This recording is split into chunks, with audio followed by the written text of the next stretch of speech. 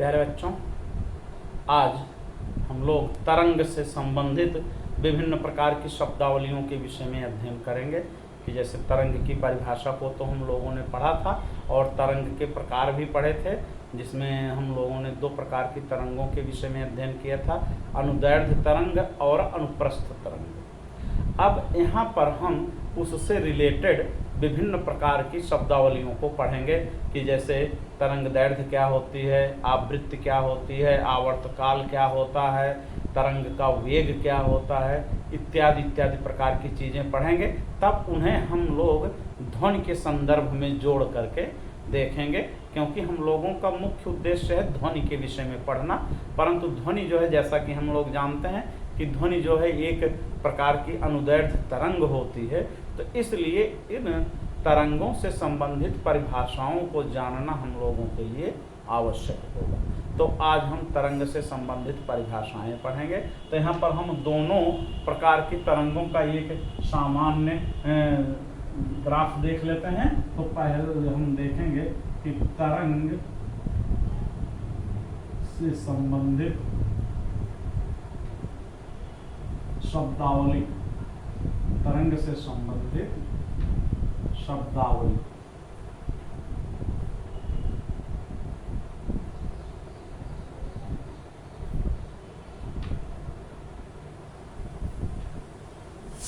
तो जैसा कि हम लोगों ने एक डोरी का उदाहरण लिया था अनुप्रस्थ तरंग के लिए, डोरी का कंपन, और एक दूसरा उदाहरण हम लोगों ने लिया था कि ढोल के अंदर जो वायु भरी रहती है, तो जब ढोल की चमड़ी पर हम लोग हाथ से ठोकर मारते हैं तो उसके अंदर भरी हुई वायु किस प्रकार का कंपन करती है, उस कंपन के आधार पर हम लोगों ने दोनों तरंगों का उदाहरण लेकर के देखा था। तो उन्हीं का हम लोग देख लेते हैं कि मान लीजिए कि ये ध्वनि के कंपन की तरंग है, ये रस्सी के कंपन की तरंग है, डोरी हाथ को ऊपर नीचे हिलाने से जो इसमें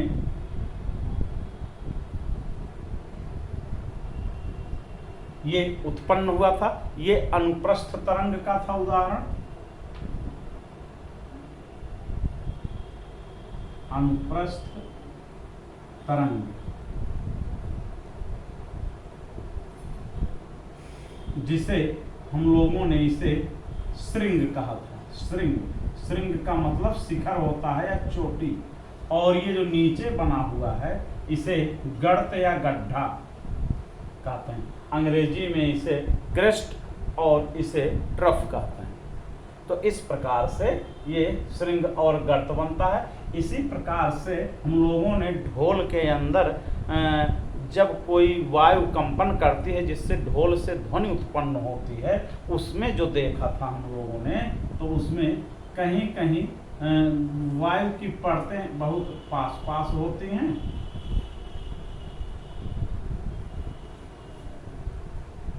और कहीं कहीं वायु की परतें बहुत दूर दूर होती हैं।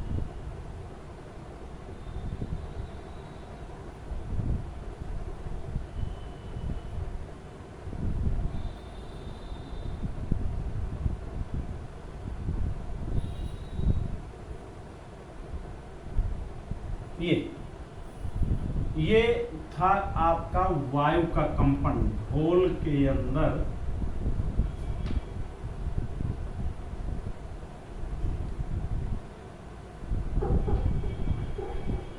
ढोल के अंदर वायु का कंपन,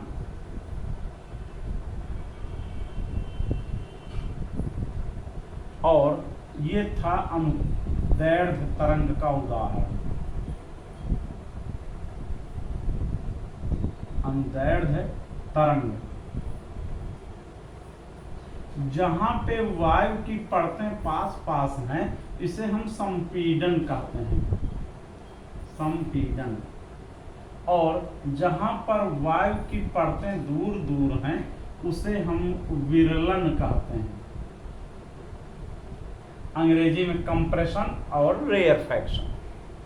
अब ये कंप्रेशन है, वायु की परतें पास पास हैं, यहाँ वायु की परतें दूर दूर हैं, ये सब विरलन है।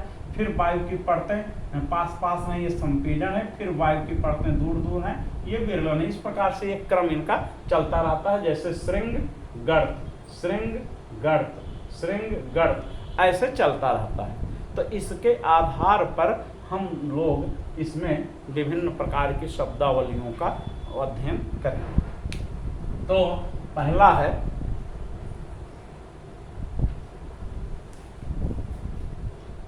आवृत्ति।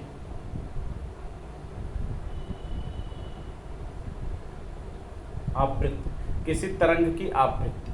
तो जैसा कि हम जानते हैं, हाथ को हिलाते हैं, तो हाथ को हिलाने से जब रस्सी को पकड़े रहते हैं और हाथ को हिलाते हैं ऊपर नीचे, तो इस प्रकार इसमें बम्प बनते हुए आगे को बढ़ता जाता है और ये तरंग के रूप में आगे को जाती है। और यहाँ पर हाथ से जब ढोल के चमड़ी को थापी मारते हैं तो वायु की परतें अंदर कंपन करती हैं और इस प्रकार से इसमें तरंगे जो हैं इस दिशा में चलती हैं। तो यहाँ पर हम देखते हैं कि कंपन की दिशा तरंग संचरण की दिशा में है, इसलिए ये अनुदैर्ध्य तरंग है। और यहाँ पे हम देखते हैं डोरी की केस में कि इसमें जो कंपन है डोरी का, वो संचरण, तरंग जो है इस दिशा में जा रही है और कंपन जो है इसमें ऊपर से नीचे की ओर हो रहा है। तो यहाँ पे लंबवत होने की वजह से ये अनुप्रस्थ तरंग है। इसके विषय में हम लोगों ने पहले डिस्कशन किया हुआ है। अब हम देखेंगे कि आवृत्ति किसे कहते हैं। तो किसी कंपन करने वाली वस्तु द्वारा प्रति सेकंड जितना कंपन किया जाता है उसे आवृत्ति कहते हैं। प्रति सेकंड, यानी जैसे हम अपने हाथ से को 1 सेकंड में 10 बार हिलाएं ऐसे ऊपर नीचे, तो ये जो है हमारे हाथ हिलाने की आवृत्ति जो है 10 बार प्रति सेकंड होगी। ऐसे बिजली के मोटर हैं, उन पे कंपन लिखा रहता है कि एक कंपन कितने, ये जो है 1 सेकंड में कितने कंपन करते हैं। हमारे घरों में आने वाली जो एसी सप्लाई है इसकी भी कंपन होती है, इसकी कंपन लगभग 60 राउंड प्रति सेकंड होती है, 60 बार कंपन प्रति सेकंड होता है। तो इसका मात्रक जो होता है कंपन प्रति सेकंड के हिसाब से होता है, इसका मात्रक जो होता है वो हर्ट्ज जो होता है, मात्रक इसका हर्ट्ज।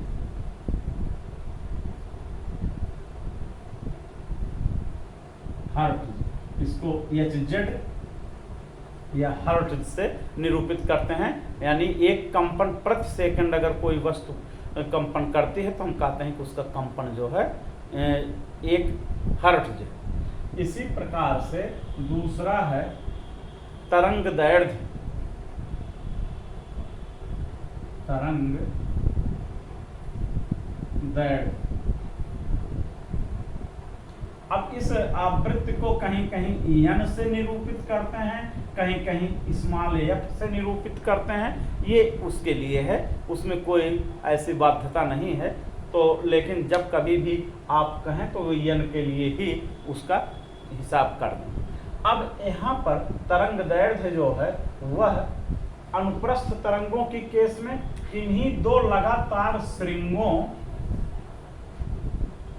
अथवा किन्हीं 2 लगातार गर्तों के बीच की दूरी को तरंग दैर्ध्य कहते हैं। ठीक इसी प्रकार यहाँ पर भी किन्हीं 2 लगातार संपीड़न या किन्हीं 2 लगातार विरलन के बीच की दूरी को हम लोग कहते हैं तरंग दैर्ध्य। तो इसमें इसका हो गया कि किन्हीं 2 लगातार श्रृंगों या किन्हीं 2 लगातार गर्तों के बीच की दूरी को तरंग दैर्ध्य कहते हैं, या अनुदैर्ध्य तरंगों की केस में किन्हीं 2 लगातार संपीड़न अथवा किन्हीं 2 लगातार विरलन के बीच की दूरी को तरंग दैर्ध्य कहते हैं। और इसे हम लोग लैम्डा से निरूपित करते हैं। ये यूनानी भाषा का अक्षर है वर्णमाला का, जिसे हम लैम्डा कहते हैं। लैम्डा से प्रकट करते हैं, लैम्डा से व्यक्त करते हैं। और इसका मात्रक जो होता है, दूरी का जो मात्रक है वही इसका मात्रक होता है मीटर। इसका मात्रक जो होता है मीटर होता है। अब तीसरी महत्वपूर्ण चीज है, ये है आवर्तकाल। आवर्तकाल ये आवृत्त का ठीक उल्टा होता है। इसको ध्यान पूर्वक समझ लें कि जैसे आवृत्त के विषय में हम लोगों ने पढ़ा था कि किसी कंपन करने वाली वस्तु द्वारा 1 सेकंड में जितना कंपन होता है उसे आवृत्त कहते हैं। तो ठीक उसका उल्टा कि यदि कोई वस्तु एक कंपन करने में जितना समय लेती है, एक कंपन करने में जितना समय लेती है, उसे हम आवर्तकाल कहते हैं। एक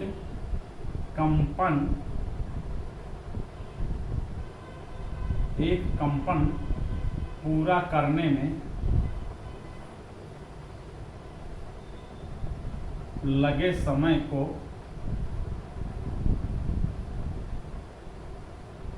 आवर्तकाल कहते हैं। आवर्तकाल कहते हैं ये। और इसका मात्रक सेकंड होता है, समय का काल का मात्रक सेकंड होता है, और इसे हम कैपिटल टी से प्रदर्शित करते हैं।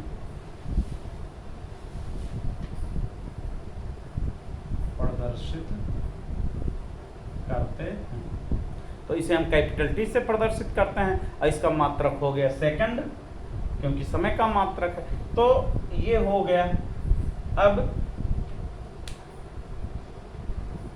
दूसरा जो और वो है, इसकी परिभाषा